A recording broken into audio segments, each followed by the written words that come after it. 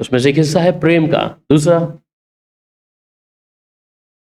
और 3 है नम्र है, और उतना क्रोधित भी है, बख्शता नहीं है। तो सब कुछ मिला के देखा जाए तो हम आज परमेश्वर के स्वभाव के विषय में देखेंगे, और परमेश्वर जिसकी मैं और आप प्रार्थना करते हैं, जिसके कलाम को हम पढ़ते हैं, उसके स्वभाव के विषय में। So nature of the God, परमेश्वर का स्वभाव क्या है। बाइबल में एक उदाहरण जो मैं आपको पहला तीमुथियुस और उसका 3 अध्याय और उसकी 16 आयत को जब मैं पढ़ता, और ये पहला तीमुथियुस 3 अध्याय, ये एक mystery of godliness is a great, एक भेद है जिसे मेरे को और आपको समझना है। यहां लिखता है पहला तीमुथियुस 3 अध्याय उसकी 16 आयत में, और इसमें संदेह नहीं कि भक्ति का भेद गंभीर है, अर्थात वह जो शरीर में प्रकट हुआ आत्मा में धर्मी ठहरा, स्वर्गदूतों को दिखाई दिया, अन्य जातियों में उसका प्रचार हुआ, जगत में उस पर विश्वास किया और महिमा में ऊपर उठाया गया। इस संदेह कहते इसमें संदेह नहीं है कि जो भक्ति का जो भेद है वो गंभीर है। इसका मतलब भक्ति जिसकी मैं और आप करते हैं, सिर्फ भक्ति इतना नहीं कि हम प्रार्थना करते हैं, उपवास करते हैं, कलाम पढ़ते हैं, संगति करते हैं, फेलोशिप करते हैं, पर इसमें भी बहुत सारी चीजें हैं जिसे मुझे और आपको समझना है। और वो कहता है कि अर्थात वे जो शरीर में प्रकट हुआ और आत्मा में धर्मी ठहरा। तो शरीर में जब यीशु हमारे बीच में था, परंतु आत्मा में वो धर्मी है, पूरी आज्ञा मानने वाला है, पिता की आज्ञा मान रहा है, और उससे बढ़कर कि अन्य जातियों में उसका प्रचार हुआ और जगत में उस पर विश्वास किया और महिमा में ऊपर उठाया गया। तो परमेश्वर के पुत्र का स्वभाव कि वो शारीरिक तौर पर मनुष्य के बीच में डेरा किया, पर उसका स्वभाव क्या है। शारीरिक तौर पे जब यीशु को हम देखते हैं, और यीशु को जब यूहन्ना को हम कई बार पढ़ते हैं, जब प्रकाशित वाक्य 1 अध्याय 12, 13, 14 जब उसकी आयतों को पढ़ते हैं, तो ये यूहन्ना जो है शारीरिक तौर पर प्रभु यीशु मसीह को देख रहा है कि यीशु मसीह कैसा होगा, पर रूपांतरण होकर वो यीशु मसीह के चेहरे को देखता है, उसके बालों को देखता है, उसके मुख से निकलती ज्वाला को देखता है, उसके पांव जो तांबे में पीतल के जो है भट्टी में तपाए के समान देखता है, उसकी आंखों में क्या है, गर्जन है, मुंह में गर्जन है, और उसके पाले के समान बाल हैं। परंतु इन जिस्म को जो रूहानी है यूहन्ना देखता है, तो उसके मुंह पड़ जाता है देख के कि मैंने क्या देख लिया। उसी प्रकार मनुष्य ने भी अपने यहां पर परमेश्वर की कोई ना कोई इमेज बना के रखी है कि परमेश्वर दिखता होगा कैसा, प्रभु यीशु मसीह कैसा दिखता होगा। कईयों के लिए वाइट दाढ़ी या लंबे बाल, वाइट या वाइट चोला ऐसा पहना हुआ परमेश्वर की पहचान को लोग दिखाते हैं, पर सही मायने में उसका स्वभाव, उसका कैरेक्टर वो कैसा होगा, और उसकी जो फीलिंग जिसको हम कहते हैं वो कैसी होंगी।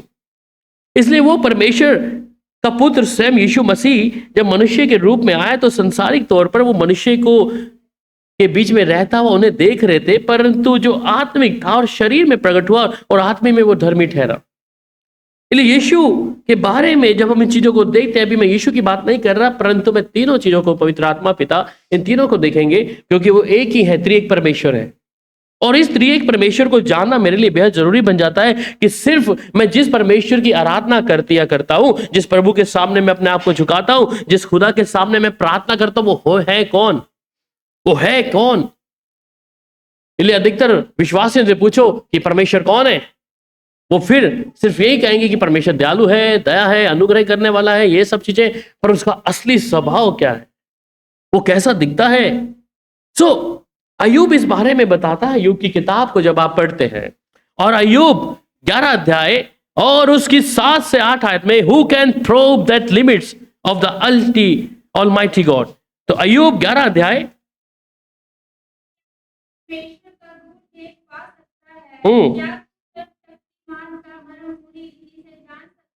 हम्म जी। क्या कर सकता है कि वह अधोलोक से गहरा है, समझ सकता है कि माँ पृथ्वी से भी लंबी है और आमेन। समुद्र से भी चौड़ी है। आमेन।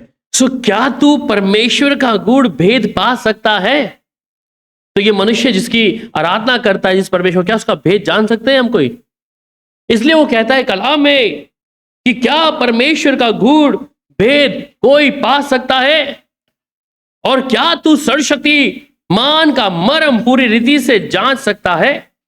वह आकाश सा ऊंचा है, तू क्या कर सकता है? वह अधोलोक से भी गहरा है, तू कहां समझ सकता है? तो यहां पर जब देखते हैं कि उस परमेश्वर का भेद कोई जान नहीं सकता, जिस परमेश्वर की आराधना, जिस परमेश्वर के साथ प्रार्थना हम करते हैं, उसको समझना मुश्किल है। इसलिए कई लोग कहते हैं कि हम परमेश्वर को जानते हैं, और सीमित है, लिमिट है, वहां तक उनकी जो समझ जहां पर खत्म होती है, वहीं तक वो अपने आप को समझते हैं कि यहां तक परमेश्वर है। इसलिए वो लोग बस एक इमेज बना के रखते हैं कि परमेश्वर दाढ़ी वाला है और लाल सफेद बाल वाला परमेश्वर है, व्हाइट चोला पहनने वाला परमेश्वर ऐसा होगा, वैसा नहीं होगा। उसकी सोच और विचारों में फर्क है। मैं क्यों उसके स्वभाव के बारे में बता रहा हूं कि जिस परमेश्वर को आप जानते हैं, जिस परमेश्वर से प्रार्थना करते हैं, उसके विषय में आपको मालूम होना चाहिए कि मेरा परमेश्वर कितना सामर्थी परमेश्वर है। वो जो परमेश्वर है, हर एक चीजों को नियंत्रण में करने वाला परमेश्वर है। मैं उस परमेश्वर का बेटा हूं या उस परमेश्वर की बेटी हूं, इसलिए मुझे इस बात का फक्र आता है कि परमेश्वर, मैं तेरा चुना हुआ हूं। मैं इस बात पे घमंड करता हूं कि परमेश्वर मुझे चुना है। मैं इस बात पे घमंड करता हूं कि सर्वशक्तिमान परमेश्वर मेरा खुदा है। मैं सिर्फ उसको आशीषों तक, मेरी प्रार्थना का उत्तर देने तक नहीं रखा है, मैं उसके विशाल सामर्थ्य हाथों को जब देखता हूं। इसलिए अय्यूब क्या कह रहा है उसको? अय्यूब कहता है कि जो वो परमेश्वर का भेद कौन पा सकता है, और क्या सर्वशक्तिमान का मर्म पूरी रीति से कोई जांच सकता है? और क्या आकाश से ऊंचा है, तू क्या कर सकता है? वो अधोलोक से भी गहरा है, तू क्या समझ सकता है? तो उस परमेश्वर को समझना नामुमकिन भी नहीं है। अगर आपका उसका संबंध परमेश्वर के साथ में है तो आप उसको समझ भी सकते हैं। एक बेटा बेटी का अपने माता पिता के प्रति उनको समझना, उनके स्वभाव के बारे में मालूम होता है कि मेरी ऐसी कौन सी बात है जिसे मेरे पिता या माता स्वीकार नहीं करेंगे, या मेरी कौन से स्वभाव में मैं अपने माता पिता के विरोध में जा रहा या जा रही हूं।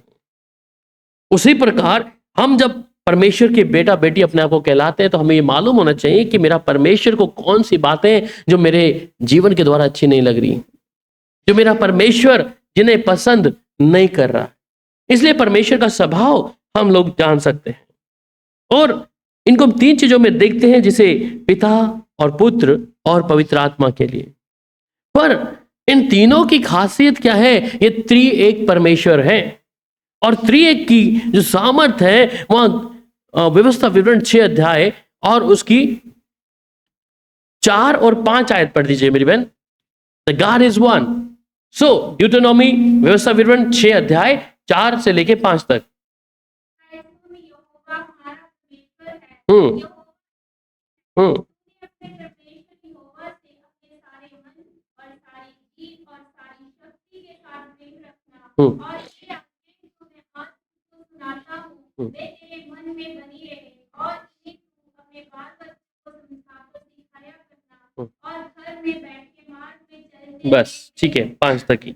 सो हे इज़राइल सुन, यहोवा हमारा परमेश्वर है, यहोवा एक ही है।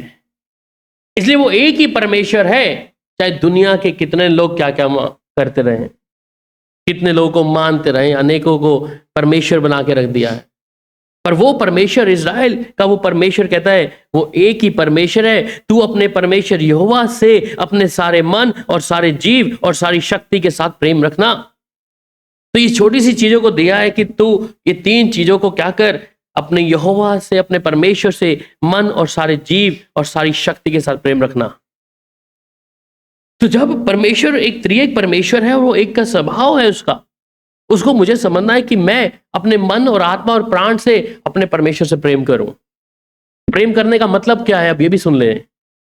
आप अपने परमेश्वर से कैसे मन से प्रार्थना प्रेम कर सकते हैं? और यहां कहते हैं अपने जीव से और अपने शक्ति से। तो ये तीनों का मतलब क्या है? अपने मन से प्रेम करने का मतलब क्या है? अपने मन से प्रेम करना अपने परमेश्वर से क्या हो सकता है? प्रेम करते हैं परमेश्वर को कैसे? नहीं मालूम। समर्पण है। और देखिए, मन से प्रेम करना मतलब कि जो इच्छा मेरे परमेश्वर के पहले मैं उसे पूरा करूं, मैं अपने मन की बात को पूरा ना करूं। आज लोगों के लिए क्या है? सबसे पहले वो अपने मन की इच्छा को पूरी करते हैं, है ना?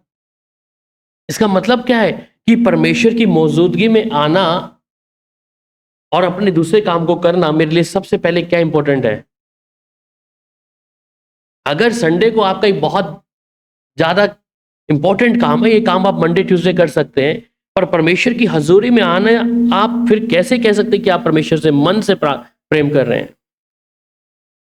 बताएं। तो इसका मतलब मन से प्रेम नहीं है। मैं अपने फायदे के लिए परमेश्वर के साथ लगी हूं या लगा हूं। मन से परमेश्वर से प्रेम करना कि मुझे परमेश्वर को हर चीजों में पहला स्थान देना है, ना कि अपने हर एक कामों के लिए। मेरे लिए इंपॉर्टेंट क्या है कि मैं परमेश्वर के स्वभाव को इस समय समझ रहा हूं। अगर खुदा ना करे डॉक्टर आपको बोलता है कि आपका कल ऑपरेशन है, तो आप क्या करेंगे? और उससे बढ़कर कि आप परमेश्वर की मौजूदगी में आना पसंद करेंगे या सबसे पहले डॉक्टर के पास जाना शुरू करेंगे? परमेश्वर के प्रेम को हल्का जानने का मतलब यही है कि हम मन से प्रेम नहीं कर रहे हैं। मेरे लिए इंपॉर्टेंट क्या है? ये हर एक व्यक्ति के विषय में कि हम अपने कामों को ज्यादा इंपॉर्टेंट समझते हैं, और इसका मतलब है कि हम प्रभु को वैसा आदर नहीं दे रहे। परसों भाई विक्टर घर पे आए तो मुझे लेके गए अपने घर पे प्रार्थना कराने के लिए, किसी ऑफिस में अपने कोई तंत्र विद्या कोई करके गया उनके ऑफिस के आगे। उनको कई बार बोला भैया चर्च में आया करो, नहीं मेरे पास टाइम है, मैं जरूर आऊंगा। वैसे मिलते हैं सब लोग, पर कलीसिया में आने के लिए क्या है? समय नहीं है। उनका काम, उनका जिम, उनका बिजनेस, वो सब चीजें क्या इंपॉर्टेंट है। पर जब दुष्ट ने कोई जादू टोना कर दिया तो मुझे घर से ही सुबह सुबह लेके चले गए, हम आधे घंटे में आ रहा हूं आपको गाड़ी में लेने, आप प्रार्थना करने मेरे साथ आओ। मैं चला गया, चलो प्रभु की, मेरा काम सेवा का है। अक्सर लोग कई बार उस तरीके से, परंतु प्रभु की हैकल में नहीं है। ऐसे और भी लोग हैं जो कलीसिया में नहीं आते, परंतु मेरे घर में 3 हफ्ते में 4-5 दिन वो आते जाते प्रार्थना कराते, परंतु कलीसिया के लिए टाइम नहीं है। तो मुझे लगता है कि हम क्या परमेश्वर से मन से प्रेम कर रहे हैं या नहीं कर रहे हैं? मन से प्रेम का है उसकी सहभागिता में। इसलिए पिछले दिनों में हमने जो प्रचार किया वचन के अनुसार, उसमें था सहभागिता।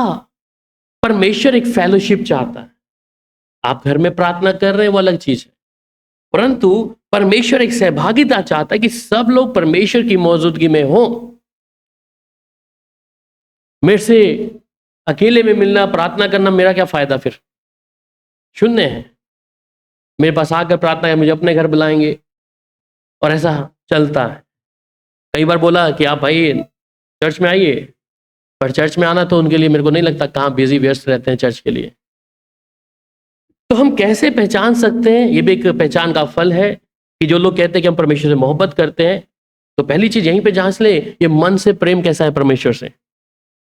फेलोशिप, एक सहभागिता, परमेश्वर उनके बीच में काम करता है।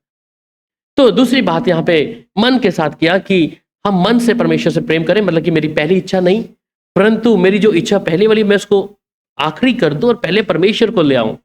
और यही कारण है बहुत से लोगों को आशीषित नहीं है, क्योंकि वो अपने काम को पहला काम समझकर प्रभु की हजूरी में ना देकर वो अपने आप को शायद मैं ये काम निपटा लूं, या एतवार का दिन है तो मैं कुछ शॉपिंग कर लूं, या मार्केट खुली होगी या ये कर लूं, मेरे लिए वो इंपॉर्टेंट काम है, या संडे हमारे पास घर का परिवार सब इकट्ठे होते हैं तो हम कहीं आउटिंग के लिए जाएं। पर परमेश्वर की हजूरी में आने के लिए हम कैसे कह सकते हैं कि परमेश्वर से प्रेम है? तो यही पहचान लीजिए ये परमेश्वर से मन के अनुसार प्रेम नहीं है, ये सब लालच के अनुसार है। जो उनके लिए प्रार्थना कर दे, उनकी दुष्ट आत्माओं को निकाल दे, घर में शांति आ जाए, बस उसके लिए परमेश्वर को रखा है। सो परमेश्वर इन चीजों के लिए नहीं है, समझ लीजिए उस चीज को। और वो कहता है कि फिर मन और सारे जीव और सारी शक्ति से मैं प्रेम रखना, इसका मतलब सारी शक्ति के लिए। विद इंग्लिश में कहता है and thou shalt love the Lord thy God with all thine heart and with all thy soul and with all thy might. So with all मतलब कि हर चीजों के साथ परमेश्वर से प्रेम करना। तो अगर हम इस बात को कहते हैं कि अगर मैं परमेश्वर से प्रेम करती हूं या करता हूं, परमेश्वर के स्वभाव भी, अभी मेरा प्रेम पहला क्या है, इसलिए परमेश्वर कई बार बोलता है वचन में कि ना तू ठंडा है ना तू गर्म है और मैं तुझे उगलने पे हूं। अब ये बात को समझने वाले लोग भी कम होंगे, क्योंकि पवित्र आत्मा अगर उठ गया है जीवन से तो ये बात भी यहां पर घुसेगी नहीं। उनके लिए फिर से एक संगति, एक सहभागिता कलीसिया में सिर्फ कैसा होगा, फॉर्मेलिटी के तौर पर होगा कि आतवार के दिन सिर्फ 2 घंटा 3 घंटा बैठना है बस।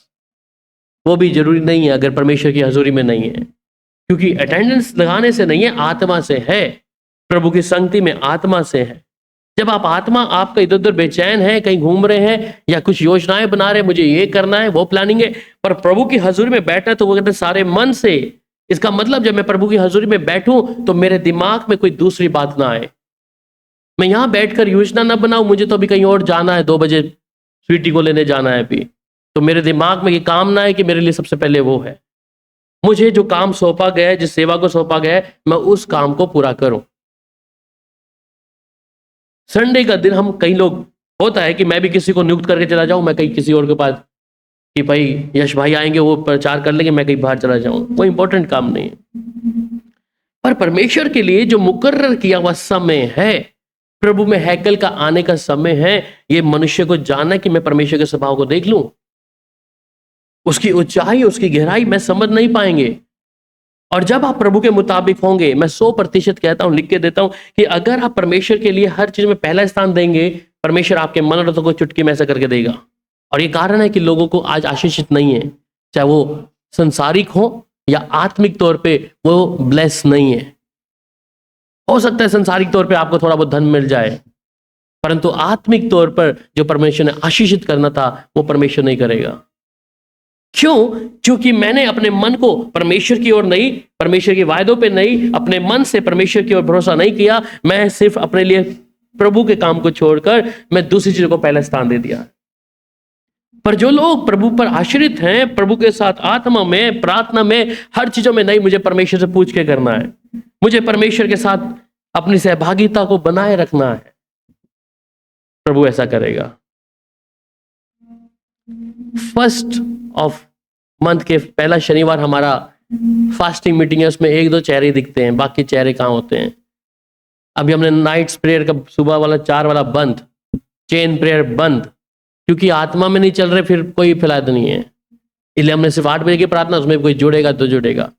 पर प्रभु हमें बताया कि हम तुम होल नाइट प्रेयर करो। हम अपने कमरे में घर पे हर फ्राइडे होल नाइट प्रेयर करते हैं, बहन रमा और ये पूरा परिवार जुड़ते हैं, क्योंकि प्रभु के लिए मैं कोई जबरदस्ती नहीं रखा किसी के लिए कि आप जबरदस्ती जुड़ो।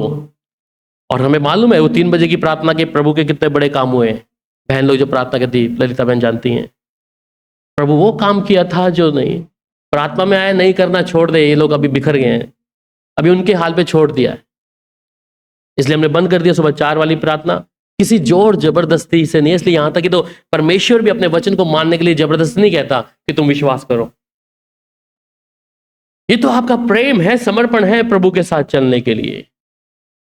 इसलिए प्रभु हमें अलग कर दिया, तुम अपना अलग होल नाइट प्रेयर करो। इसलिए प्रभु फ्राइडे नाइट को 11 बजे से सुबह तक करवाते हैं प्रार्थना, हम बैठते हैं प्रभु की हजूरी में, वो हमारे लिए बेहतर है और वो अद्भुत अनुभव है। जितने लोग हम बैठते हैं, प्रभु दया करता है अपने अनुग्रह को। हम किस परमेश्वर के पीछे चल रहे हैं, किसी के जोर जबरदस्ती पे नहीं है, पर हम प्रभु की आज्ञा के लिए, अगर हम मुझसे मोहब्बत करते हैं, यूहन्ना 14:15 कहता है अगर तुम मुझसे मोहब्बत करते हो तो मेरी आज्ञाओं को मानोगे। तो परमेश्वर के स्वभाव को कि ना उसकी ऊंचाई है ना उसकी गहराई हम समझ पाएंगे, उसके स्वभाव को हम समझ नहीं पाएंगे, परंतु वचन इस बात के बारे में कहता है। और फिर मरकुस 12 अध्याय उसकी 29 आयत क्या कहती है? मरकुस 12 और उसकी 29 आयत,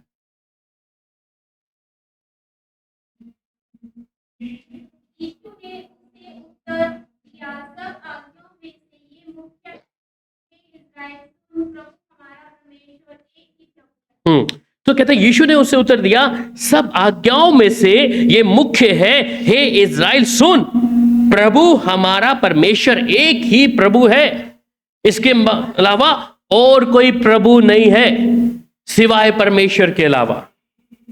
तो ये मुख्य आज्ञा है, हम इस बात को जान ले कि जिसके साथ मैं और आप चलते हैं वो सिर्फ एक ही परमेश्वर है, त्रिएक परमेश्वर, जिसकी मैं और आप सेवा करते हैं, जिस पर हम विश्वास करते हैं, जो हमारी प्रार्थना का उत्तर देता है। इसलिए मैं और आप जब प्रभु के साथ में, मैं और आप ये जान ले कि परमेश्वर को मैंने सर्वोत्तम और पहला स्थान देना है मेरे जीवन का हर एक हिस्से का भाग। इसलिए दाऊद कहता है कि मैंने परमेश्वर को अपने जीवन का भाग माना है। He is a portion of my life, वो मेरे जीवन का भाग है वो परमेश्वर। अगर वो दाऊद इस बात को कहता है कि अगर यहोवा मेरे जीवन का भाग है, तो दाऊद के जीवन की ब्लेसिंग को आप लोग देख लीजिए, उसके जीवन की आशीषों को आप देख लीजिए। दाऊद एक भी युद्ध हारा नहीं है, आपको मालूम है इस बात के विषय में। शूरवीर एक से बढ़कर उसके पास थे, परंतु भरोसा यहोवा परमेश्वर के ऊपर था, उनके ऊपर नहीं गया। वहां पे एक अलग से दाऊद की अगर बाइबल पढ़ते हैं तो वहां पे शूरवीरों का एक नाम लिखे हुए हैं कि कौन कौन से शूरवीर राजा दाऊद के पास थे, परंतु दाऊद का विश्वास परमेश्वर के ऊपर था, इसलिए वो घुटने टेकता, प्रभु के सामने बोलता था। वो जानता था कि परमेश्वर, मैं कहां से आया हूं, मैं किधर से आया हूं, मेरा स्वभाव क्या था, इसलिए वो जानता है परमेश्वर की एक बातों को, इसलिए वो शुक्रगुजारी प्रभु के सामने करता था। हम जानते हैं हमारे जीवन में बहुत सी गवाही यहां बैठे हुए लोग हैं, पर कितने लोग शुक्रगुजारी करते हैं, कितने लोग प्रभु के उपवास करके प्रभु के हैकल में आकर पहला शनिवार भी नहीं देते। इंपॉर्टेंट है हमारा काम, और बरकतें भी फिर वैसी हैं, आशीषें भी वैसी हैं, बीमारियां रोगियां फिर वैसी हैं, तकलीफें फिर वैसी हैं, दुष्ट कब्जा करता है, निकलता नहीं, वही है सब। अगर प्रभु से मोहब्बत है, प्रभु के साथ में, इसलिए उस कलीसिया के विषय में जो प्रेरितों की कलीसिया थी, वहां हर दिन रोज मिलते थे लोग। उन्हें मालूम था कि यीशु मसीह शीघ्र आने वाला है, इसलिए वो और भी ज्यादा आत्मा और प्रार्थना में प्रभु की हजूरी में बैठकर समय बिताते थे। और प्रभु ने उन्हें वंचित नहीं किया, वहां पर देखिएगा, उन्हें उस स्वर्ग की बरकत उन्हें दी, वहां पर उन्हें आत्मिक तौर पे मजबूत किया। पवित्र आत्मा उनके बीच में कार्य करता था, क्योंकि उनका विश्वास सिर्फ यही था कि यीशु मसीह अब शीघ्र ही आ जाएगा। एक इस विश्वास से जी रहे थे वो लोग कि यीशु अभी पुनरुत्थान हुआ, यीशु, पर अब यीशु जल्दी आने वाला है। इसलिए वो हर दिन अपने प्रार्थना के जीवन को बढ़ा दिया प्रभु के लोगों के साथ में, संगति को बढ़ा दिया प्रभु के साथ में। और यहां तो हम सिर्फ जैसे थिएटर में जाते हैं संडे को, किसी दिन को फिल्म देखने, बस एक संडे का दिन है, बाकी किसी को कुछ नहीं लेना देना। ये फिल्म हॉल नहीं है अगर आत्मा में चलने वाले लोग हैं तो। ये एक हफ्ते आपको पूर्ति नहीं करेगा। वचन कहता है कि आने वाले दिन तो और भी भयंकर हैं। अंत के दिनों में हम लोग प्रवेश कर चुके हैं, बहुत भयंकर है। इसलिए कहते तुम एक दूसरे मिलना ना छोड़ो, एक दूसरे संगति ना करना छोड़ो। परंतु हफ्ते बाद तो चेहरा नहीं दिखता यहाँ पे, कोई जीवित है कोई जीवित नहीं है, किसी का नहीं मालूम। शायद उपेक्षा करते पासबान फोन करेगा। इसलिए अगर प्रभु से मोहब्बत है, परमेश्वर की अगर कलीसिया है, तो चिंता होगी, कौन किधर है क्या है, चिंता होगी। पर सब अपने तक सीमित है, बस मेरी पूर्ति पूरी हो जाए, बस मुझे किसी से कोई लेना देना नहीं है। परमेश्वर का स्वभाव, परमेश्वर ऐसी शिक्षा नहीं दिया है, इसलिए परमेश्वर प्रेरितों की कलीसिया को ऐसी शिक्षा नहीं दिया है। वहां पर यीशु मसीह ऐसी कलीसिया नहीं, इसलिए परमेश्वर ने कहा कि तुम हर दिन मिलो, हर दिन रोटी एक साथ तोड़ो, संगति एक साथ करो। जब आप एक संगति होगे प्रभु के साथ में, मैं कहता हूं कलीसियाओं में बलवंत होंगे हर चीजों में। नहीं तो अकेले अकेले अपने अपने रहेंगे, कोई किसकी दशा में क्या हो गया, किसको क्या हो गया, कुछ नहीं पता लगेगा। कलीसिया मसीह की देह है, याद रखें। चर्च मसीह यीशु की देह है। और जब देह अपने हाथ, अगर आपका, मैं यहां प्रचार कर रहा हूं, अगर मेरा हाथ अपने आप उधर जा रहा है, अपनी मनमानी कर रहा है, टांग उधर जा रही है, तो स्थिरता नहीं नजर आएगी। कलीसिया मतलब एकजुट, प्रभु की आत्मा में एक साथ होना, प्रभु की हजूरी में एक साथ होना। इसलिए प्रभु का कलाम कहता है जहां 2 या 3 होते हैं और एक मन के होते हैं, मैं उनके बीच में होता हूं। अगर हम परमेश्वर के मुताबिक एक मन के नहीं हैं, तो प्रार्थना का उत्तर हमें नहीं मिलेगा। हमारे जीवन में बहुत सी चीजों को हम देखेंगे परंतु उससे छुटकारा नहीं पाएंगे। इसलिए कलीसिया में जरूरी है हम सम्मिलित हो, क्योंकि हम देह हैं परमेश्वर की। मेरा स्वभाव एक ऐसा है नंबर कि कोई लोग मेरे को आए ना आए पर मेरे को बुलाते मैं चला जाता हूँ उसी समय। कई बार कई लोगों को बोला, मन ही ऐसा होता कि मैं कैसे जवाब दूं इसको, मैं नहीं आ रहा, तुम कलीसिया में नहीं हो भाई। वो लोग हफ्ते में पूरा 4 दिन 5 दिन मेरे पास रहते हैं, फोन करके प्रार्थना कराना, पर कलीसिया में नजर नहीं है। कुछ होता है तो भैया जल्दी आओ, फलाना फलाना हो गया, आ जाओ। और मेरा स्वभाव, मैं एक सेवक के रूप में बोलता हूँ हाँ आ रहा हूँ अभी। पर जिस दिन प्रभु अब धीरे धीरे वो चीजों को कर रहा है, सीमित कर दे अपनी चीजों को। जो आएगा प्रभु के लिए आएगा, सर्वशक्तिमान प्रभु के लिए, मेरे लिए नहीं। इसलिए मैं किसी चीज का लालच रखा नहीं किसी व्यक्ति से कि कोई मेरी जेब में कुछ डाल देगा। क्योंकि हम कई बार लोगों को निर्भर होना सिखा देते अपने ऊपर, परमेश्वर के ऊपर नहीं। जब जिस कॉल में थे लोग ऐसे फोन करे, प्रार्थना करो जी, ये हो गया वो हो गया। इतना सुबह सुबह फोन, रात को फोन। मैं कई लोगों को साफ बोलता था कि भैया जिस दिन अगर ये फोन कॉल्स बंद हो गए, उस दिन क्या तुम्हारी प्रार्थना कौन करेगा? उस दिन प्रभु ने अगर उठा लिया तो कौन तुम्हारे लिए प्रार्थना करेगा? किस पे विश्वास है? तो लोग निर्भर हो जाते हैं किसी मनुष्य के ऊपर। पर परमेश्वर जिस विषय में हमें सिखाना मांग रहा है, हम जब एकजुट है प्रभु के साथ में, त्रिएक परमेश्वर की, क्यों मेरे को ये बीच में बता रहा हूं, मैं त्रिएक परमेश्वर की बात कर रहा था। ये त्रिएक परमेश्वर पिता पुत्र पवित्र आत्मा, ये काम तीनों एक जैसे करते हैं, यूनिटी में है। परंतु परमेश्वर की कलीसिया यूनिटी में नहीं है, वो अपने अलग अलग तरीके से है। जब परमेश्वर पुत्र और यीशु मसीह यूनिटी में होकर तीनों त्रिएक परमेश्वर काम करते हैं, पर उसके बनाए हुए लोग, उसके विश्वासी लोग त्रिएक में नहीं है, वो एकता में नहीं है। वो अपनी मनमानी करते हैं। और आप ध्यान रखें, अकेली उंगली से आप कभी कुछ नहीं कर पाएंगे। कोई भी आपको कुछ भी करेगा, इसलिए नुकसान कर देगा कोई। पर आप एकजुट में होंगे, आत्मा में होंगे, प्रार्थना में होंगे, प्रभु की संगति में होंगे, प्रभु के लोगों के साथ होंगे, तब आपका बचाव हो सकता है। इसलिए हम एक जन की प्रार्थना से कुछ नहीं होगा, ध्यान रखिएगा। बाइबल में सिखाया गया है कि इकट्ठे एकजुट होकर प्रार्थना करना, आत्मिक तौर पे एक साथ मजबूत होना। क्यों परमेश्वर कहता है कि कोई भी चीज बिना जोड़े के ना रहे? वो इसलिए कि एक जना प्रार्थना करे और दूसरा युद्ध लड़े। इसलिए यीशु मसीह ने चेलों को भेजा, एक आगे जाए कि उसके लिए प्रार्थना करे। उन्हें अकेले नहीं बोला कि तू अकेला चला जा वहां पर। यीशु जोड़ा जोड़ा बनाकर, दोनों लोगों का जोड़ा बनाकर वो लोग प्रचार करते थे। इसलिए कि ये एक एकता में परमेश्वर की उस उपस्थिति को हम देखते हैं, जो स्वयं त्रिएक परमेश्वर है, हम उसके विषय में जानते हैं। अगली बात को क्या कहता है? उत्पत्ति 1 अध्याय और उसकी 26 आयत आप लोग सब जानते हैं कि जहां परमेश्वर क्या किया, आओ let us make man in our image. ठीक है, उत्पत्ति 1 का 26। तो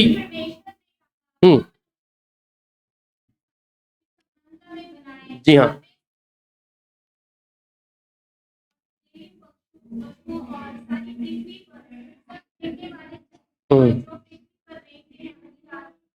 आमीन। सो यहाँ पे क्या है कि परमेश्वर ने कहा कि हम मनुष्य को अपने स्वरूप और समानता पे बनाएं।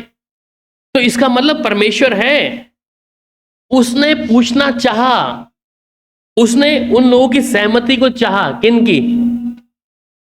पिता पुत्र पवित्र आत्मा, तीनों ने क्या है, एक साथ सहमति को जताया। परमेश्वर ने यह नहीं कहा कि मैं मनुष्य को अपने बना लेता हूं ऐसा करके। इसका मतलब कोई भी तीनों चीजें हैं, पिता पुत्र पवित्र आत्मा, ये इनमें से एक भी अपना डिसीजन नहीं ले रहा। पिता जानता है कि मुझे मेरा पुत्र भी है, मुझे इसे भी साथ में रखना है। पवित्र आत्मा है, मुझे इसे भी साथ में रखना है। यहोवा परमेश्वर कौन उसे मना कर सकता है? पुत्र मना कर देगा? या पिता अपनी चाहिए, मुझे पुत्र से पूछने की आवश्यकता नहीं, यीशु से पूछने की आवश्यकता नहीं है, मैं परमेश्वर हूं, मैं खुद ही करूंगा। वो एक यूनिटी के बारे में बता रहा है कि परमेश्वर का स्वभाव क्या है। जिस यीशु को हम नए नियम में देखते हैं, वो पहले से है, इज अल्फा और ओमेगा, आरंभ और अंत है। इसलिए पवित्र आत्मा भी, जो परमेश्वर का स्वयं आत्मा है, वो भी तीनों एक होकर कुछ चीजों को इकट्ठा कर रहे हैं। और ये मनुष्य को जो बनाया है परमेश्वर ने, ऐसे नहीं बना दिया है, ये तीनों ने हमें बनाया है अपने अनुसार। अब ये परमेश्वर अपेक्षा क्या करता है? ये परमेश्वर अपेक्षा करता है कि जिस मनुष्य को मैंने बनाया है ये मेरे समानता में हो, मेरे साथ एक हो। उसने कहा कि एक ही परमेश्वर है, एक ही प्रभु है, वो मेरे समान हो। पर ये मनुष्य अपनी मनमानी कर रहा है। ये उस जीवित परमेश्वर को ना जानता हुआ अपने जीवन में पहला स्थान जिसको देना है उसे ना देता हुआ संसार की चीजों को दे रहा है। और आप कभी देखना, जो लोग संसार के कामों को पहला स्थान देते हैं उनके जीवन में कितनी सारी समस्या घिरे होंगे। प्रभु में हैकल में आने के लिए समय नहीं है। अरे वो तो हम घर पे भी प्रार्थना कर लेंगे, शाम को भी प्रार्थना करें, कोई भी ऑनलाइन मीटिंग चल रही होगी यूट्यूब पे देख लेंगे, हो जाएगा काम। अक्सर मैं जब लोगों से मिलता हूं तो भैया आज हम आए नहीं इसलिए कि ऑनलाइन हमने वो वाला भैया का देख लिया एक बार। अरे भैया तो कल को दफन करेगा तो भैया ही आएगा, फिर जन्म होएगा तो वो भैया ही आएगा। फिर कहने का मतलब कि परमेश्वर की उपस्थिति की ये जो ऑनलाइन का चक्कर था, ये सब चीजें क्या है, लोगों को लथार्जी बना दिया है। ठीक है, लोगों को लथार्जी मतलब खराब कर दिया सारा, कि हम लोग क्या कर सकते हैं, हम लोग सिर्फ ऑनलाइन देख लिया, दर्शन हो गया, यहीं से प्रणाम किया, आशीष आ गई। ऐसा नहीं होता कभी, ध्यान रखेगा। प्रभु ने संगति रखी है। अगर प्रभु ये नहीं रखा होता तो मिलाप वाला तंबू नहीं होता। परमेश्वर हैकल को तैयार करके नहीं रखता, मंदिर फिर से नहीं बनते, हैकल में जाके यीशु मसीह प्रचार नहीं कर रहा होता, वाचा का संदूक लेके जहां जहां लोग जाते थे परमेश्वर वाचा संदूक वहां पर नहीं आते उपस्थिति में। फिर तो सब अपने घरों में रहकर मिलाप वाला तंबू वहां पर है, वहीं से हाथ उठा के प्रार्थना कर दिया बस। ऐसे नहीं चलता। इसलिए मुझे याद है जब ऑनलाइन मीटिंग चलती हैं, लोग ब्रश कर रहे हैं, अभी तो वर्शिप चल रही है, वर्शिप चल रही है, अभी वचन आएगा ना तब बैठ जाएंगे, तो खाना भी खा लिया, चलो अब वचन चला, आप बैठ गए आराम से। क्या परमेश्वर की उपस्थिति में बैठना यही है? प्रभु की संगति में बैठना क्या यही है? मैं सोचता हूं कि आप बंद कर दें, देखें मत उसको। फिर तो अगर आप या तो कोई भी सुन रहे हैं, किसी का भी सुन रहे हैं, पर आप प्रेजेंस ऑफ माइंड प्रभु की उपस्थिति में वैसे बैठ जाएं। सुनिए, मैं बोलता हूं जिसका सुनना है, पर आप उस तरीके से बैठें जैसे प्रभु की हैकल में बैठे हैं। अगर आप खुदा ना करे, आप अगर मिलाप वाले तंबू में होते और आपको तंबू के अंदर होना होता, आप कैसे जाते फिर? हाँ, मिलाप वाले तंबू में जाने का एक समय नियुक्त कर दिया याजकों ने कि इतने बजे से इतने बजे आना, और ऐसा कपड़ा पहन के आना, ऐसे तरीके से आना, अगर गुनाह किया हुआ तो मत आना, पाप किए तो मत आना। तो हम कैसे जाते उसमें? याजक को, महायाजक को इतना डर है कि मैं प्रभु के सामने महायाजक को महापवित्र स्थान में जाऊंगा तो मैं मर जाऊंगा अगर मेरे अंदर कोई कमी देख ली। तो जब मैं और आप परमेश्वर के वचन को चलाकर छोड़ देते हैं, क्या आप उस वचन को सुन रहे होते हैं? चल रहा है, क्या हो रहा है? घर का शुद्धिकरण हो रहा है, प्रचारक प्रचार कर रहा है ऑनलाइन और शुद्धिकरण हो रहा है, वचन गूंज रहा है। आजकल लोग ऐसे ही हैं। अगर आप किसी प्रचारक का प्रचार सुन रहे हैं तो आपको क्या है, बैठ जाएं हलीमी से। चाहे किसी का भी सुन रहे हैं, हलीमी से बैठकर खुदा के सामने मन को हलीम करके सुने। हो सकता है कि उस प्रचारक का प्रचार प्रभु ने आपके लिए रखा हो, पर आप उसको नजरअंदाज कर रहे हैं। आप कपड़े धोने में लगे हैं, बर्तन धोने में लगे हैं, और आवाज चली हुई है, वहां स्पीकर में प्रचार चल रहा है जी, और आपकी अटेंडेंस पूरी। आप कहेंगे कि मैं इतना, आप अपने तरीके से धर्मी होंगे, मैंने प्रचार लगा के छोड़ा था इसलिए मैं प्रभु का वचन सुनती रही और काम करती रही। आप अपने तरीके से क्या होंगे, धर्मी ठहर गए, परंतु परमेश्वर बर्दाश्त नहीं करता। उसके वचन की तौहीन है। जब आपने कलाम खोल लिया है, कलाम को अपने टीवी चैनल्स पे लगा लिया कहीं पे, तो आप उसे सुने। उसको सुनने के लिए अपने आप को हलीम करें प्रभु के सामने। खुदा का कलाम ऐसे आप ठट्टों में ना उड़ाएं। तो प्रभु की हजूरी में आने के लिए परमेश्वर ने मुझे अपने स्वरूप और समानता पे बनाया है, तो मैं उसके लिए कर क्या रही हूं? मैं खुदा के लिए बैठूं, क्योंकि ये स्वर्गदूत आपको मतलब चारों पृथ्वी की चार दिशाओं में चार प्राणी हैं। क्या कर रहे हैं वो लोग? नजरें लगा के बैठे हैं आपके ऊपर। आपकी एक एक एक्टिविटी, जिसे आप सोचते ना, ओ ये तो कुछ नहीं होता, हम तो ऐसे ही कर लेते हैं। चलो आप यूट्यूब पे देख रहे हैं कितने लोग चुन्नी ओढ़ के प्रभु का वचन सुन रहे होते हैं उधर। कोई नहीं सुन रहा। मैंने देखा है कि चलो वचन चल रहा है, हम चुन्नी ओढ़ ले सिर पे, आप अपने कामों में लगे हैं। तो परमेश्वर, तो अगर आप कलाम की बातें आपके कानों में जा रही है, आप परमेश्वर की तौहीन कर रहे हैं। और ये कारण है हम परमेश्वर की उन आशीष को कंडेम करते हैं, या उस बरकत को परमेश्वर जो हमें देने वाला था उसको कई बार हम लोग श्राप में तब्दील होती हैं। वो तौहीन है। इसलिए वो साफ कहता है छोटी छोटी आज्ञा तोड़ना, जो तोड़ता है परमेश्वर के राज्य से पीछे कर दिया जाएगा। फिर लेट कर नहीं सुनना, बेड पे लेटे वचन चल रहा है जी सुन रहे हैं, ऐसे ही है। आप बेड पे लेटे और आए चल रहा है वचन सुन रहे हैं, नहीं है। मुझे सादगी से प्रभु के सामने घुटनों पे आ जाना है, प्रभु के सामने वचन को सुनना है, ऐसा नहीं है। मैं कहता हूं ना कि जब कलीसिया में आते हैं तो हम कैसे हैं, सांप जैसे सीधा जाता है, और जब यहां से निकलेंगे तो सब ऐसे ऐसे करके। वचन की तौहीन है। अगर आप वचन सुन रहे हैं, ऑडियो सुन रहे हैं, आप हलीमी से कपड़ा सिर पे ओढ़े, घुटनों पे आए, बैठ सकते हैं, चौकड़ी मारे तो प्रभु की हजूरी में वैसे बैठे।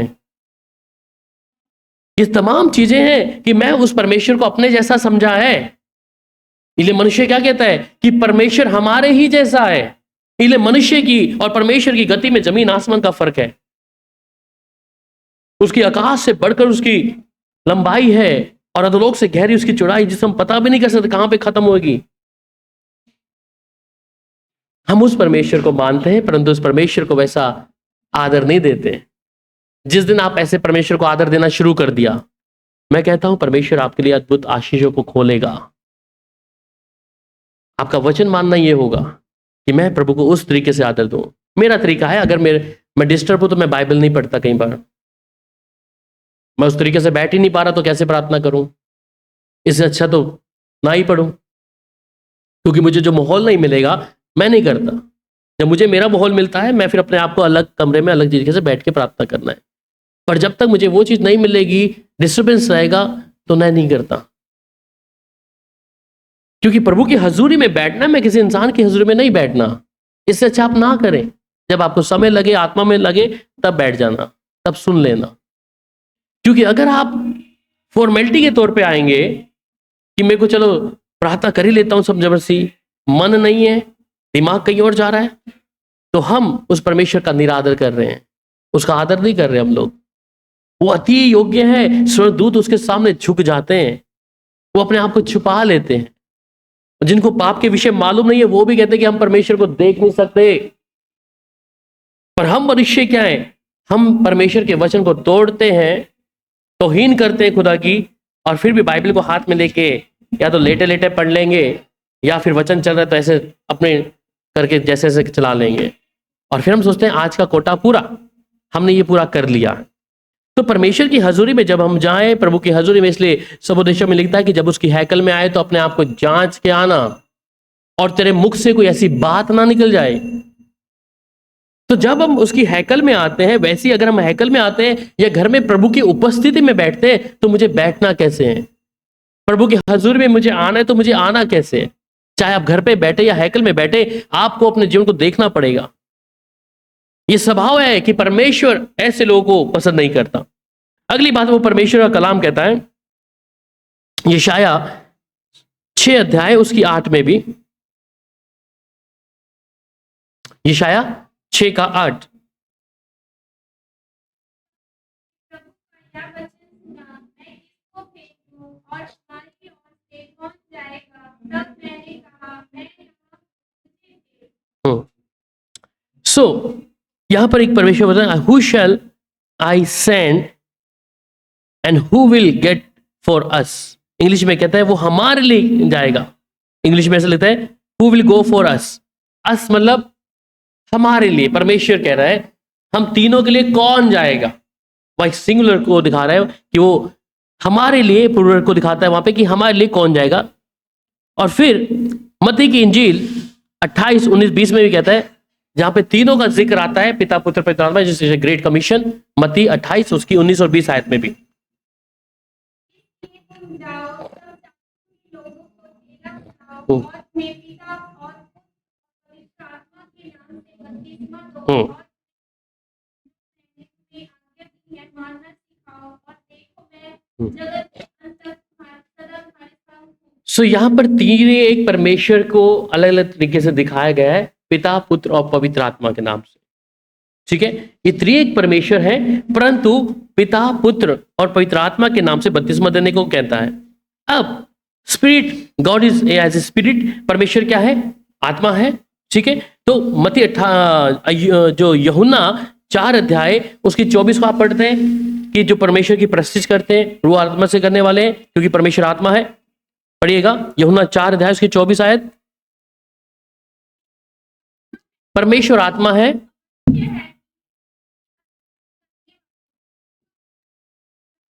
तो परमेश्वर आत्मा है। एक दूसरा स्वभाव भी हम पढ़ रहे थे, त्रिएक परमेश्वर है, दूसरा वो आत्मा है और एक ही परमेश्वर है। अब वो आत्मा है तो उसकी प्रस्तुति करने वाले, उसकी वर्शिप प्रार्थना करने वाले भी क्या हो? आत्मा और सच्चाई से करें। ठीक है, क्योंकि वो चाहता है, वो आत्मा है। और आत्मा मतलब जिस पवित्र आत्मा के बारे में हम बात करते हैं, अब पवित्र आत्मा क्या है? परमेश्वर आत्मा है, वो परमेश्वर का ही आत्मा है। ठीक है, स्वयं परमेश्वर का आत्मा, पवित्र और प्रभु यीशु मसीह, तीनों त्रिएक परमेश्वर जब हैं तो परमेश्वर का ही आत्मा, वो कहते हैं आत्मा परमेश्वर का है तो उसकी प्रस्तुति करने वाले लोग भी क्या हो? आत्मा में प्रस्तुति करें। फिर वो कहता है व्यवस्था विवरण 5 अध्याय उसकी 8 आयत में, व्यवस्था विवरण 5 का 8,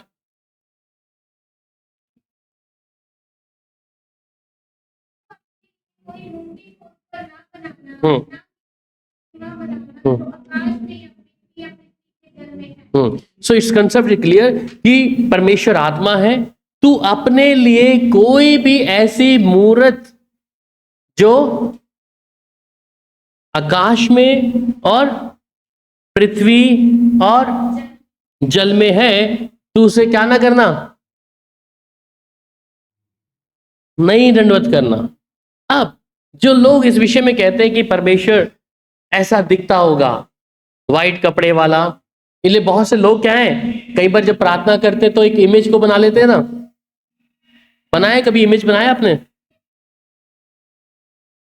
कई लोग जब प्रार्थना करते हैं कि परमेश्वर ऐसा होगा, अचानक एक इमेज ही बन जाती है ऐसे करके। कई लोग इमेज देखकर कि हम तो प्रभु को ऐसा देख रहे हैं, ऐसा परमेश्वर, वो इमेज बन गई। वो परमेश्वर नहीं है, वो तो स्वयं आत्मा है। पर अगर हम इमेज बनाकर बात कर रहे हैं कि यीशु ऐसा दिख रहा है, ठीक है, कई लोग रोशनी को बोलते हैं या रोशनी के साथ में परमेश्वर का चेहरा बना देंगे, ऐसा ऐसा करके ये मूर्ति पूजा है। अगर आप प्रार्थना कर रहे हैं तो प्रार्थना के साथ साथ आप किसी भी वस्तु की इमेज बनाकर प्रार्थना ना करें कि हाँ यीशु ऐसा दिख रहा होगा, परमेश्वर ऐसा दिख रहा होगा, स्वर्गदूत ऐसा होगा। तो जब हम वो इमेज क्रिएट करते हैं, कहीं ना कहीं मूर्ति पूजा हो रही है। इसलिए परमेश्वर ने कहा आकाश और धरती और जल के अंदर कोई भी प्रतिमा ना बनाकर उसकी आराधना मत करना तू इसके साथ। फिर वो कहता है यशाया 42 अध्याय और उसकी 8 आयत में भी, यशाया 42, मैं यहोवा हूं और मेरा नाम यही है, मैं अपनी महिमा किसी को नहीं दूंगा, जो स्तुति मेरे योग्य है वो खुद ही मूर्तों को मैं नहीं दूंगा। तो अब ध्यान रखें, बहुत सी कलीसियाओं में, ठीक है, मूर्त बना दी है, कहीं कहीं कार्टून की क्रॉस लगा लिया है, वो खुद ही मूर्तों को कहता है मैं अपनी महिमा नहीं दूंगा उन लोगों को। जिन मूर्तियों को जो यीशु मसीह के बनाकर लोग पूजते हैं, उन पर प्रार्थना करते हैं, या घर में भी तस्वीरें रखी हैं, कहते हैं मैं उनको अपनी महिमा नहीं दूंगा, क्योंकि वो परमेश्वर स्वभाव है, वो आत्मा है। और अगर आत्मा है तो उस परमेश्वर को आप किसी घर के किसी कोने में बंद करके नहीं रख सकते। इतना सर्वशक्ति महान परमेश्वर है। इस भूमंडल को, इस पूरा आकाश को देखो आप, पूरा कितना बड़ा ब्रह्मांड है ना। सूरज के अंदर कहते हैं 10 लाख पृथ्वी अंदर आ सकते हैं सूरज के अंदर, और भी कुछ ग्रह में इसके बारे में पढ़ रहा था कि ऐसी हजारों पृथ्वियां उस ग्रह के अंदर आ सकती हैं, समा सकती हैं। तो परमेश्वर इतनी चीजों को बनाने के बाद जीवन सिर्फ मनुष्य का पृथ्वी के इस गोले पे ही है, कहीं और नहीं है। परमेश्वर इतना बड़ा पूरा ब्रह्मांड जब बनाया है और ये मनुष्य के ऊपर इतनी चित्त रख के लगा के बैठा है परमेश्वर इतने ब्रह्मांड की चीजों से, और वो एक एक व्यक्ति को जानता है। इस बात के लिए तो मुझे घमंड करना है कि इतना ब्रह्मांड का बनाने वाला परमेश्वर वो मुझे जानता है। वो कहता है मैं तेरा नाम लेकर जानता। सो मुझे कोई आवश्यकता नहीं होनी चाहिए कि मैं कोई आइडल वर्शिप या ऐसी कोई मूर्ति रख के प्रार्थना करूं। ठीक है, अगर हम जाने अनजाने में मूर्त नहीं भी रखा है पर हम क्रिएट कर रहे हैं अपनी ऑन इमेज में, वो भी एक मूर्ति पूजा है। मैंने कई लोगों को देखा है, कई लोग कहते हैं कि हमें ऐसा ऐसा चेहरा दिख रहा है और हम उसके सामने कहते हैं कि हम बिना उसके तो हम प्रार्थना ही नहीं कर सकते। जब तक कोई इमेज कोई तस्वीर हम क्रिएट नहीं करें तब तक हम प्रार्थना ही नहीं कर सके। किससे करें प्रार्थना? लोगों के सवाल ऐसे थे। तो कहीं ना कहीं मूर्ति पूजा उस हिसाब से होती है। अब दूसरी बात को जब हमने पढ़ा कि स्पिरिचुअल जो उसकी आराधना करने वाले आत्मा है और आत्मा के साथ उसकी आराधना करना है। अब यूहन्ना 3 अध्याय 3 से 8 में क्या कह रहे हैं? यूहन्ना 3 अध्याय 3 से 8। सच कहता हूँ, यदि कोई नए सिरे से ना सीखे तो परमेश्वर का राज्य नहीं देख सकता। जब बूढ़ा हो गया कैसे जन्म ले सकता? अपनी माता के गर्भ में दूसरी बार प्रवेश करके जन्म ले सकता है? यीशु ने उत्तर दिया, मैं तुमसे सच सच कहता हूँ, जब तक कोई मनुष्य जल और आत्मा से ना जन्मे वह परमेश्वर के राज्य में प्रवेश नहीं कर सकता। जन्मा है वह शरीर है और वह आत्मा है। अचंभा ना कर कि मैंने तुमसे क्या कहा, उसे नए सिरे से जन्म लेना आवश्यक है। ठीक है, थैंक यू। कहते हैं परमेश्वर आत्मा है और जो आत्मा से जन्मा है वो जो शरीर से जन्मा है वो शारीरिक है, जो आत्मा से जन्मा है वो आत्मिक है। अगर ये बहुत जरूरी है, necessity to rebirth in Christ, क्योंकि परमेश्वर एक आत्मा है, उससे के घर में जाने के लिए, उस प्रभु के साथ रहने के लिए मेरा नया जन्म से जो जन्म लेना, और सबसे पहली बात आत्मा में होना। शारीरिक तौर पर हम लोग दिखते हैं, समझ आता है, परंतु एक आत्मिक तौर पर, क्योंकि अगर मैं आत्मिक तौर पर नहीं हूं तो मैं परमेश्वर की आत्मिकता के तौर पर उसकी बातों को, उसके भेदों को जान भी नहीं पाऊंगा। मैं परमेश्वर की कोई भी बात नहीं जान पाऊंगा, क्योंकि निकोदेमुस क्या कहता है? तो यीशु ने उसे कहा कि तुझे नए जन्म सिरे से जन्म लेना होगा, और जब तक कोई मनुष्य क्या ना करे, जल और आत्मा से जन्म ना ले, तो परमेश्वर के राज्य में कदापि नहीं जा पाएगा। अब हमारा परमेश्वर कहता है कि वो आत्मा है, और आत्मा है तो मेरा परमेश्वर आत्मा में है, तो मेरा पैदा होना भी मुझे उसके मुताबिक। उदाहरण देता हूं, यीशु मसीह मनुष्य के बीच में आना था तो इसे जरूरी लगा क्या? मनुष्य के तौर तरीके से, मनुष्य की तरह हाथ, मनुष्य के जैसा दिखना, मनुष्य के समान भूख लगना, परमेश्वर के पुत्र को मनुष्य के बीच में आने के लिए मनुष्य का रूप धारण करना पड़ गया। अब इस मनुष्य को परमेश्वर के घर में जाने के लिए उसके लिए बहुत इंपॉर्टेंट क्या है फिर? क्योंकि वो परमेश्वर आत्मा है। अगर मेरा आत्मा में जन्म नहीं हुआ, आप शारीरिक तौर पे बोलते हैं मैं शारीरिक में हूं, पर अगर आत्मिक तौर में मेरा जन्म नहीं हुआ तो इसका मतलब मेरे लिए फिर वहां जाने के लिए जगह नहीं है। जब स्वर्ग का परमेश्वर खुद मनुष्य के बीच में आने के लिए मनुष्य का रूप धारण कर सकता है, तो मुझे उस आत्मिक परमेश्वर के पास जाने के लिए आत्मा में जन्म लेना आवश्यक है। तो वो आत्मिक जन्म होगा कैसे? ठीक है, वो खुदा के अनुसार, परमेश्वर की आत्मा के अनुसार चलकर। ठीक है, तो हम शरीर में तो कोई भी स्वर्ग नहीं जाएगा परमेश्वर के साथ में, ठीक है, पर आत्मिक तौर पर प्रभु के साथ में हम उसके साथ सिंहासन में बैठेंगे, स्वर्गदूतों का न्याय करेंगे। तो जब मेरा आत्मिक होना, इसलिए कोई भी उसके राज्य में प्रवेश नहीं कर पाएगा जब तक आत्मिक तौर पे वो नया जन्म नहीं पाता। हम सिर्फ ये कहते हैं कि हम विश्वासी हैं। अच्छा, वो स्वर्ग के बारे में मुझे नहीं सुनना, वो नर के बारे में मुझे नहीं सुनना, किसने देखा किसने नहीं देखा उससे मुझे कोई लेना देना नहीं है। मेरा सवाल ये ना हो, परंतु अगर मैं उद्धार पाकर मैं आत्मा में चल नहीं रहा, जी हाँ गिर सकते हैं लोग, आत्मिक तौर पे लोग गिरते हैं, परंतु इसका मतलब ये नहीं कि परमेश्वर ने आपको स्वर्ग से उतार दिया है। क्यों? जब तक आपके प्राण, आत्मा, शरीर जीवित है संसारी तौर पर, आपके लिए एक लाइफ लाइन है, मौका है। ये लाइफ लाइन क्या है कि आप जब पश्चाताप करते हैं, माफी मांगते हैं, प्रभु के सामने आते हैं, परमेश्वर क्षमा करके आपको स्वीकार कर सकता है। दूसरा चरण कि जब आप अपने पापों के विषय में गंभीरता से उसको समझ नहीं सकते और आपको लगता है कि ये पाप, मैंने कोई ऐसा बड़ा काम नहीं किया, मैंने किसी की निंदा करी थी, किसी की चोरी कर ली, मैंने किसी के बारे में मैंने अपशब्द कहे थे, तो क्या हो गया?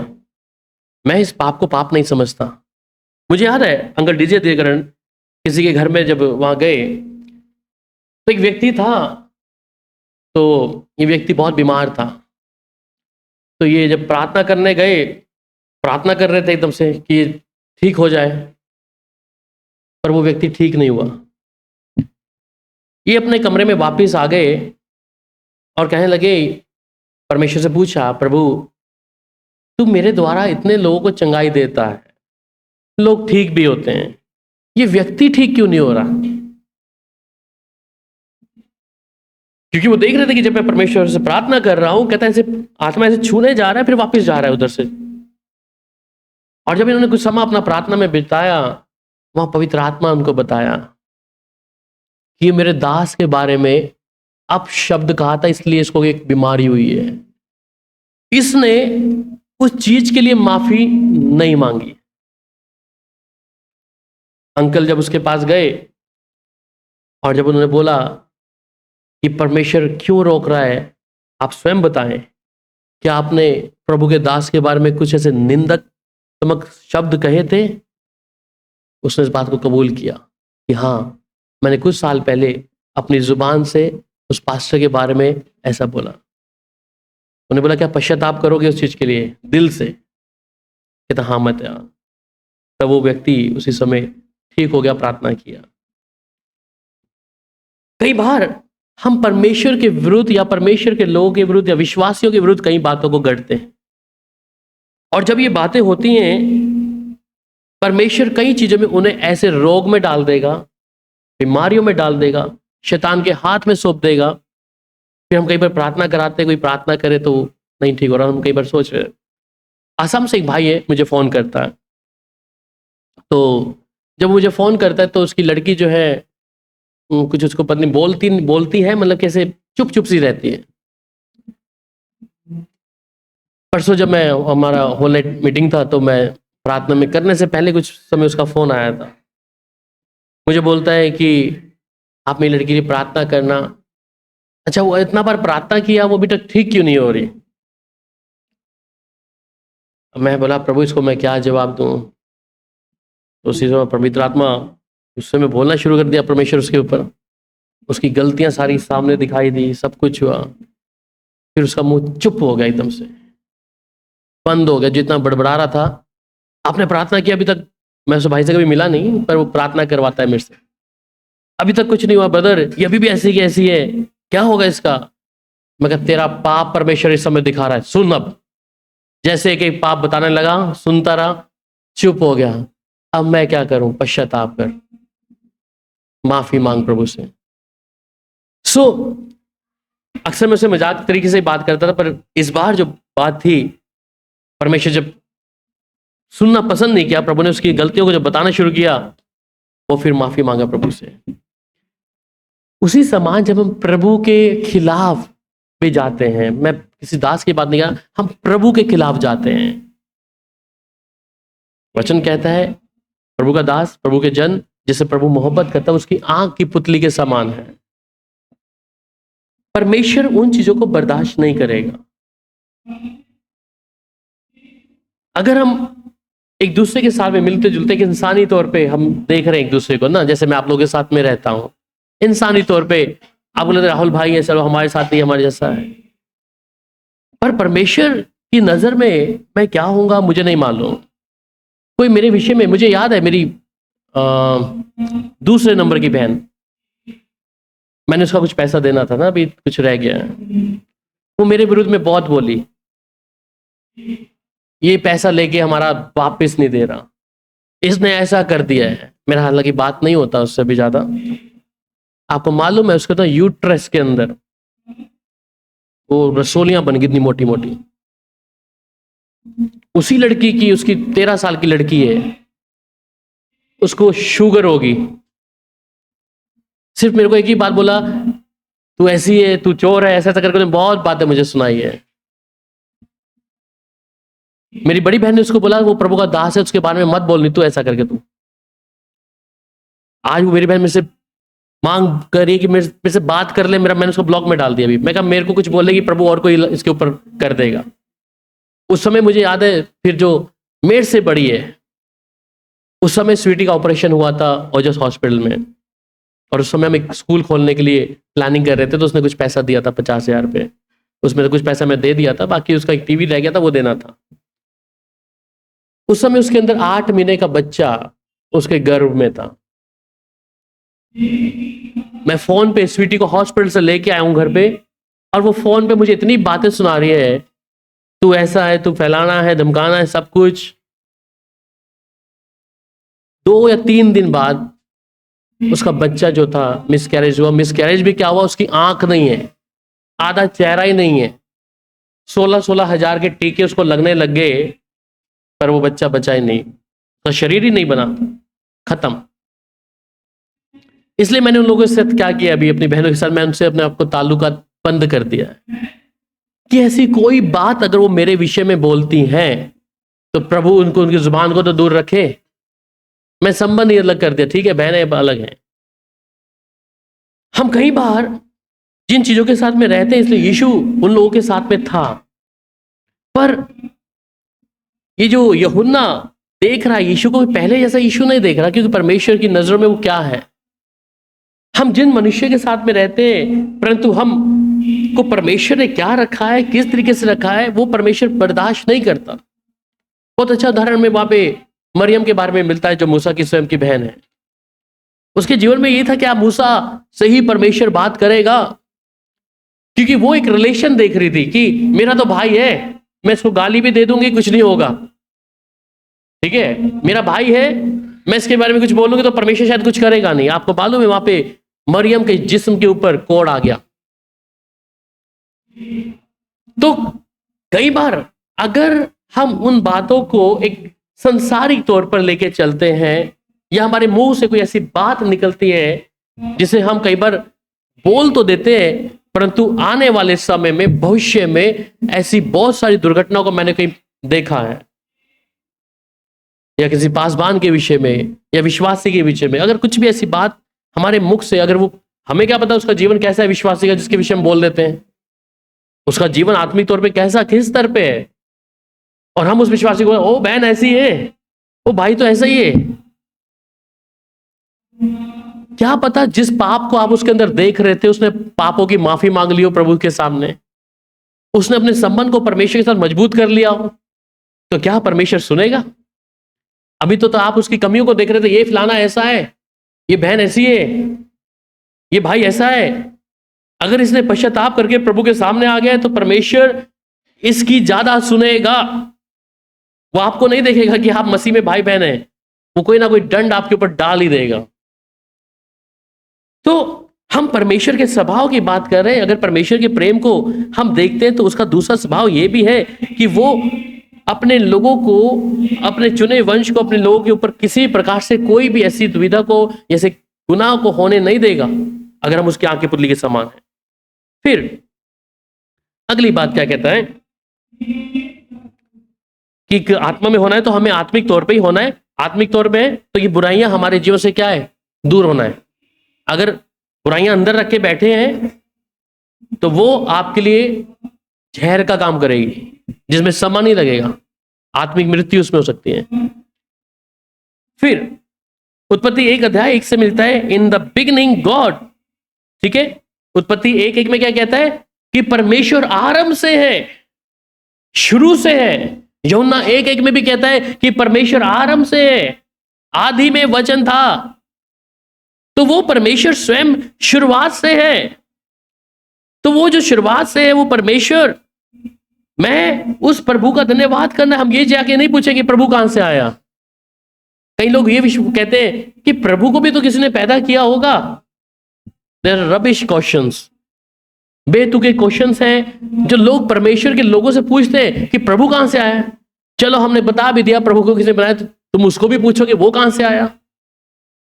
तो हम ऐसी किसी भी वार्तालाप में लोगों के साथ फंसे ना, जब लोग बोलते हैं तुम्हारा परमेश्वर कहां था, तुम्हारा बाइबल तो अभी आया इतने सालों पहले, यीशु मसीह तो अभी आया है, हमारा ये तो इतने सालों से है। हम उनके सामने किसी भी प्रकार से वाद विवाद नहीं करना। हम जानते हैं कि हमारा परमेश्वर आरंभ से है, वो अल्फा और ओमेगा है। हम ये बोलेंगे हमारा परमेश्वर ऐसा है, हमें सवाई देने की जरूरत नहीं है। वो जो है सो है। ठीक है। फिर यूहन्ना 5 अध्याय उसकी 44 में कहता है the only God unique and the ones is of the God. यूहन्ना 4:4।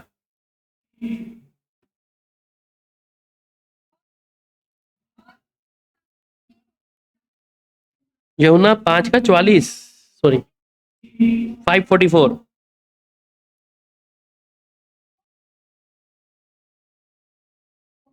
मैं आदर जो एकमात्र परमेश्वर की ओर से है, हम्म नहीं विश्वास कर सकते हो। सो तुम जो आदर चाहते हो वो क्या है आगे 5:44।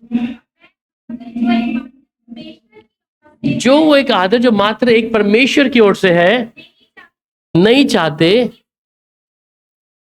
किस प्रकार तुम विश्वास कर सकते हो, कैसे कर सकते हैं विश्वास, क्या समझे। हम्म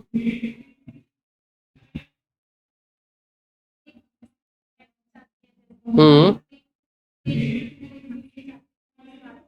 हम्म तो परमेश्वर भी एक चीज ये चाहता है, हम उसको ठट्टों में, इसलिए भजन संहिता एक अध्याय में लिखता है कि हम ठट्टों में ना उड़ाएं उसको।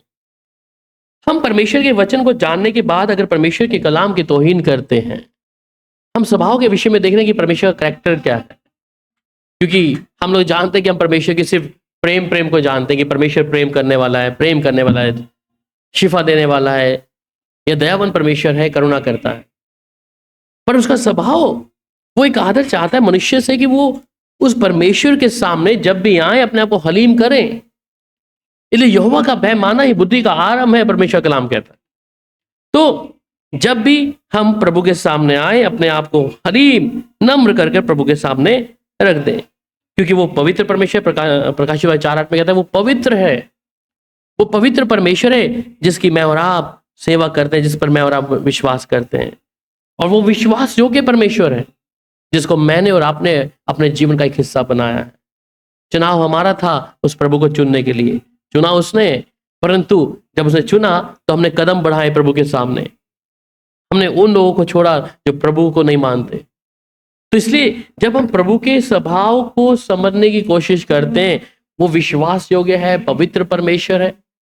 मेरे स्वभाव में वो बातें होना है कि मैं प्रभु का आदर करूं, मैं प्रभु के साथ चलूं, मैं प्रभु के जो स्वभाव की बातें वो मेरे अंदर से होने पाए, लोग पढ़े।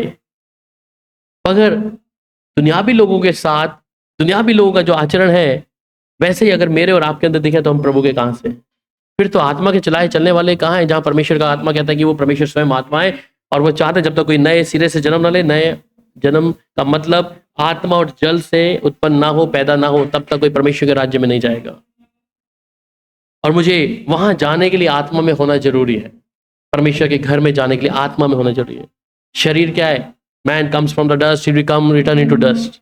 ये मनुष्य जो है मिट्टी और मिट्टी में मिल जाएगा, परंतु ये आत्मा अगर परमेश्वर के मुताबिक है, प्रभु के अनुसार जीवन व्यतीत किया है, तब आप परमेश्वर के घर में जा सकते हैं। उसके स्वभाव को यह भी जान के रखे वो क्रोध करने वाला परमेश्वर भी है। सिर्फ प्रेम तक सीमित मत हो जाए कि प्रभु तो दया करता है, प्रेम करता है। इसलिए वो कहता है ना, उसके वो अपने लोगों को ताड़ना भी देता है, वो अपने लोगों को छड़ी भी मारता है, पर उसकी छड़ी जो है कई बार जबरदस्त लगती है। वो उसको हम सोचते हैं हल्का ना जान उसकी छड़ी को भी।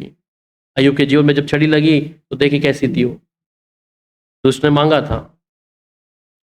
ठीक है, सो कई बातों को हम जब जीवन में देखें, परमेश्वर के स्वभाव को देखते हैं, तो हम इस बात को जान लें कि मेरे परमेश्वर का स्वभाव मुझे जानना आवश्यक है।